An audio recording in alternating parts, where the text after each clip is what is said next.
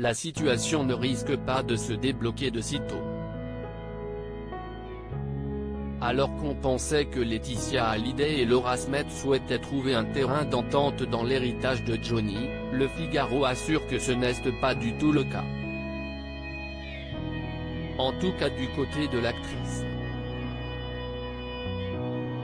L'entourage de la fille aînée du rocker dément avec force ces informations, écrivent nos confrères.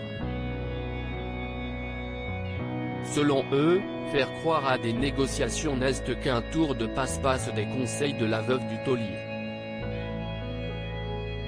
Ces communicants tentent de redorer son image avant sa venue en France d'ici quelques jours, écrit Le Figaro. Pourtant, les deux parties ont tenté de s'entendre. Et ce, à plusieurs reprises. Mais là encore, nos confrères assurent que ce n'était alors qu'un écran de fumée pour que Laetitia Hallyday puisse gagner du temps à la sortie de l'album posthume de son mari. C'était en juin 2018 d'abord.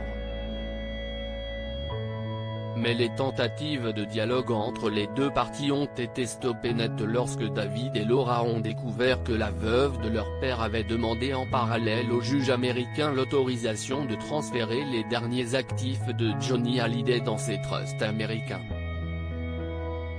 Les négociations ont ensuite repris en octobre dernier. Mais là encore, c'est un échec. À l'époque, Laetitia Hallyday souhaitait avoir le dernier mot sur tout, comme l'écrit Le Figaro. Mais ce n'est pas négociable pour Laura Smet et David Hallyday. Et surtout pour le fils de Johnny, qui lui est axé sur le droit moral et souhaite s'occuper, seul, de plusieurs albums de la star. Après des mois d'attente, le verdict est tombé le 28 mai dernier, la justice française s'est déclarée compétente pour gérer la succession du rocker.